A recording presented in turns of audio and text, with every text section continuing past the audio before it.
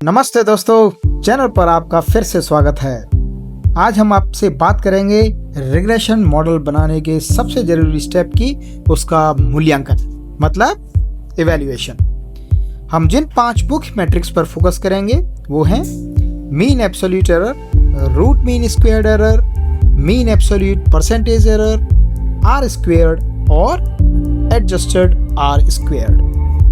अगर आपको हमारा पिछला वीडियो याद हो तो हमने एक सिंपल मॉडल बनाया था जो हर महीने का खर्चा औसत के आधार पर प्रेडिक्ट करता था। लेकिन जल्दी ही हमें समझ में आ गया कि हर महीने के खर्चे तो अक्सर बढ़ते जाते हैं, होता है कि नहीं। इसलिए हमने एक बेहतर तरीका अपनाया, एक रिग्रेशन लाइन का उपयोग किया ताकि बढ़ते हुए ट्रेंड को समझा जा सके। अब सवाल यह उठता है, हमने सिर्फ एक ही लाइन क्यों चुनी? क्या वजह थी कि वो लाइन बेस्ट फिट बनी? चलो इसे थोड़ा सा समझते हैं। हमारे पास वास्तविक या हिस्टोरिकल खर्चे के डेटा पॉइंट्स थे और फिर एक सीधी लाइन थी जो हमारे प्रेडिक्शंस को दर्शाती थी। ये लाइन हमने प्रेडिक्ट की थी। इन दोनों के बीच की वर्टिकल जो दूरी है उसे प्रेडिक्शन एरर कहते हैं। पूरी एरर निकालने के लिए हम डेटा पॉइंट्स का एरर लेते हैं, ट्रेन और टेस्ट डेटा दोनों की अलग अलग। लेकिन आसानी से समझने के लिए हम सिर्फ 3 पॉइंट ले रहे हैं, y1, y2 एंड y3। ये आपके एक्चुअल पॉइंट्स हैं, मतलब हिस्टोरिकल डेटा से किन्हीं 3 परिवारों के मासिक खर्चे। और y1 cap, y2 cap and y3 cap, ये तीनों वैल्यूज मॉडल के द्वारा प्रेडिक्टेड किए हुई हैं।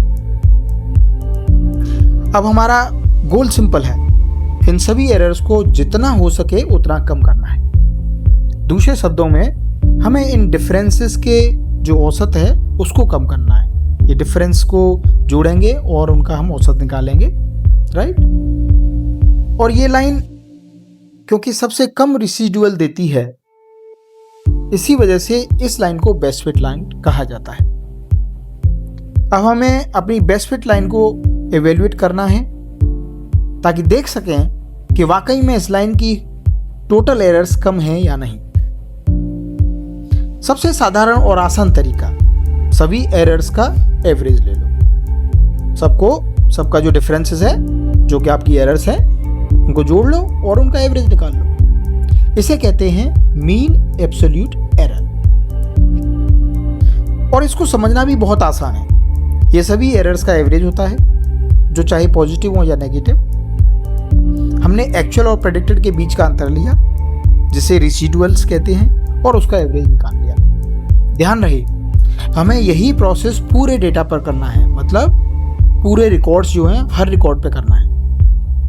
और इस मैट्रिक की एक खास बात है, ये रियल वर्ल्ड डेटा पर बहुत बढ़िया काम करती है।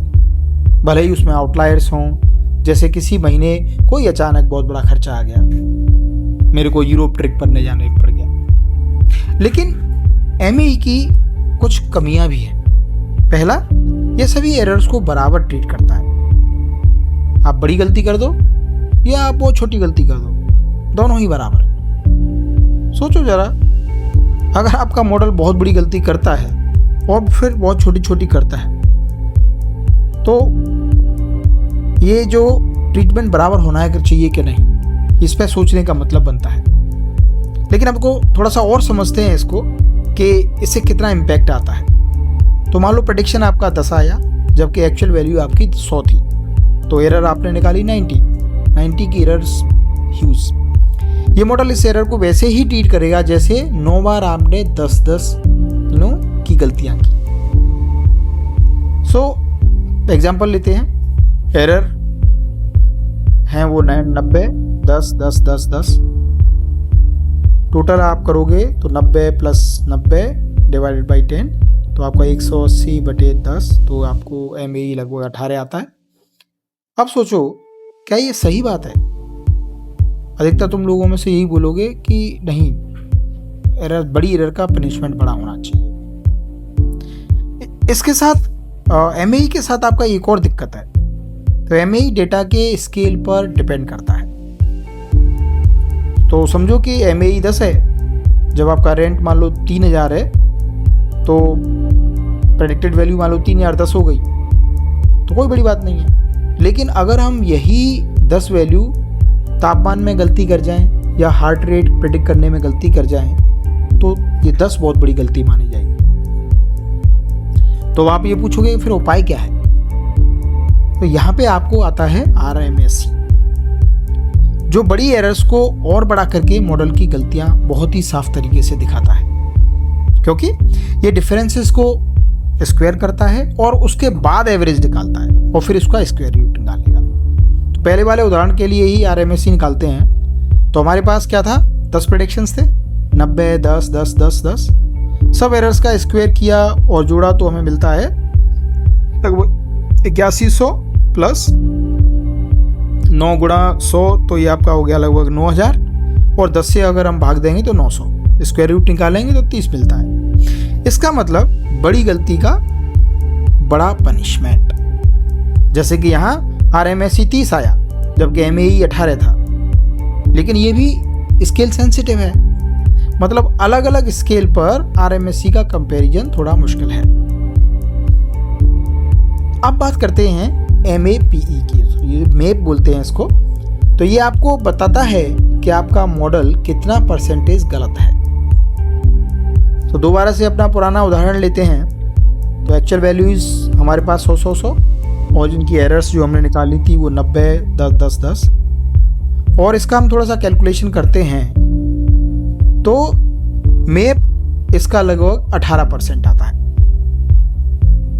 इसकी खासियत ये है कि ये स्केल इंडिपेंडेंट है, तो चाहे हार्ट रेट हो, रेंट हो या तापमान हो, 18% सब जगह चलेगा, क्योंकि ये बेस की परसेंटेज निकालेगा। लेकिन अगर y की एक्चुअल वैल्यू 0 हो या बहुत छोटी हो तो मैप एक्सप्लोड कर जाता है।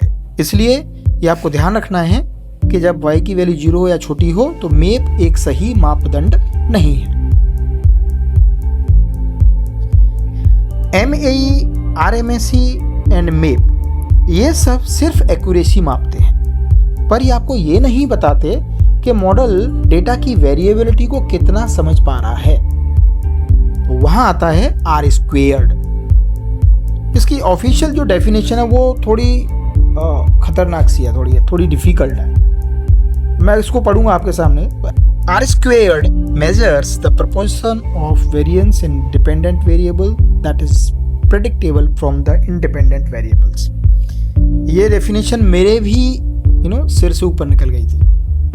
सरल भाषा में आप ऐसा समझो कि हमारा शुरुआती मॉडल क्या करता था, बस एवरेज निकालता था। आप जो पुराना एग्जांपल जो पिछले वीडियो में मैंने समझाया था, फिर हमने एक फीचर डाइनिंग आउट के साथ रिग्रेशन लाइन बनाई। हमें लगा भाई कि हमारा खर्चा बढ़ रहा है, तो ट्रेंड के हिसाब से हमने रिग्रेशन लाइन बनाई, और फिर हमने क्या किया, और फीचर्स जोड़े उसमें जिससे कि हम मॉडल की एक्यूरेसी बनाई। तो इनफैक्ट R² बताता है कि मॉडल एवरेज गैस से कितना बेहतर है। तो YI एक्चुअल वैल्यूज हैं, YI कैप प्रेडिक्टेड वैल्यूज हैं, Y आपका मीन ऑफ एक्चुअल वैल्यूज हैं। तो अगर आपके प्रेडिक्शंस एवरेज के बराबर हैं, मान लो आपने प्रेडिक्शन जो किए वो आपके एवरेज के बराबर ही निकले, तो R² आपका 0 हुआ, मतलब आपके मॉडल ने कुछ सीखा ही नहीं, तो आपका मॉडल बिल्कुल बोगस है।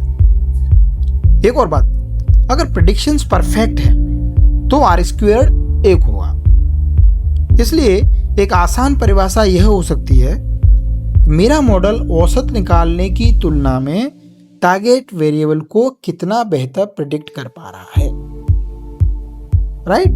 तो ये जो डिफरेंस है ये आपको एक्चुअल वैल्यू आपको बताएगा कि आपकी क्या करेक्ट वैल्यू है। ये हम इस फॉर्मूले से भी साबित कर सकते हैं। अगर औसत y ही हमारा प्रेडिक्टेड वैल्यू है तो R² की वैल्यू 0 हो जाएगी, और दूसरी ओर जब मॉडल में y वेरिएबिलिटी को 100% समझा देता है, केवल औसत ही नहीं निकालता, तब R² की वैल्यू 1 हो जाती है।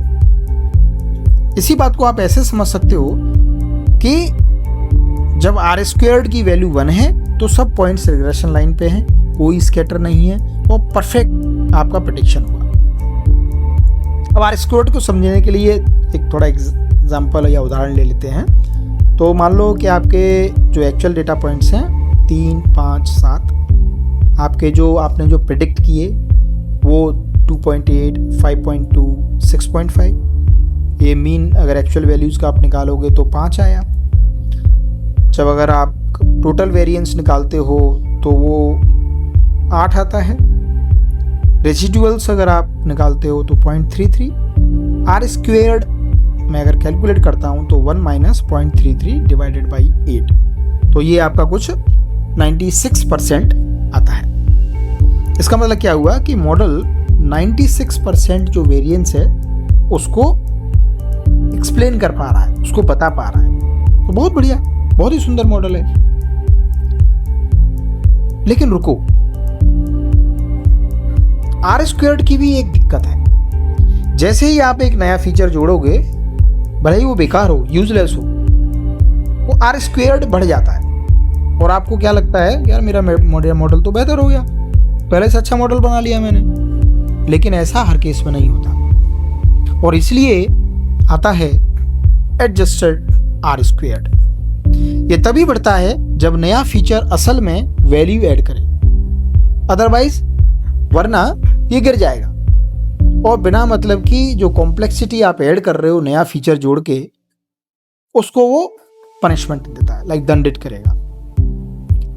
तो आर स्क्वेयर्ड का हम फॉर्मूला भी देख सकते हैं। R squared equals to 1 - 1 - R squared n - 1 divided by n - k - 1, जहाँ R squared regular R squared है, n number of data points हैं जो ऑब्जर्वेशंस आपने लिए, मतलब जो आपका टोटल रिकॉर्ड है, ठीक है, और k आपके नंबर ऑफ प्रेडिक्टर्स, मतलब जो फीचर आपने, जो हमने 7-8 फीचर्स पहले निकाले थे। तो एक उदाहरण ले लेते हैं। आपके पास आर स्क्वेयर्ड 0.80 वाला एक मॉडल है जिसमें 2 फीचर आपने उपयोग किए थे। आपने क्या किया, एक और तीसरा फीचर जोड़ा मॉडल इंप्रूव करने के लिए। तो आर स्क्वेयर्ड में लग गया कि हाँ वो सुधार हुआ कि 0.800 से 0.802 तक बढ़ गया। ऐसा लगा यार ये तो एक्यूरेसी बढ़ गई। लेकिन एडजस्टेड आर स्क्वेयर्ड का क्या हुआ कि 0.796 से गिरकर वो 0.793 हो गया। तो इसका मतलब क्या हुआ कि कोई सुधार हुआ ही नहीं, राइट। तो अब हम ये समझते हैं कि ये जो नया फीचर हमने यूजलेस जो फीचर ऐड किया वो उसको कैसे पनिश करता है, ठीक है। तो ये फैक्टर देखो आप, n - 1 divided by n - k - 1। तो जैसे जैसे आप k फीचर्स, जो k की वैल्यू बढ़ाओगे ये अनुपात बढ़ेगा, ये जो रेशियो है बढ़ेगा, n - 1 divided by n - k - 1 वाला। इसका मतलब ये हुआ कि term 1 - R square multiply n - 1 divided by n - k - 1 बढ़ेगा। और इससे क्या हुआ कि आपका जो एडजस्टेड आर स्क्वेयर्ड है वो गिरेगा। इसलिए जितने ज़्यादा फीचर्स उतनी ज़्यादा सजा, जब तक ये फीचर्स आर स्क्वेयर्ड को वास्तव में इम्प्रूव नहीं करें, मतलब रियल में इम्प्रूवमेंट नहीं लाएं। तो चलो रिकैप करते हैं, हमने आज क्या क्या चीज़ें देखी। MAE सरल है, आउटलायर्स हों या नहीं दोनों केस में आप उपयोग कर सकते हो।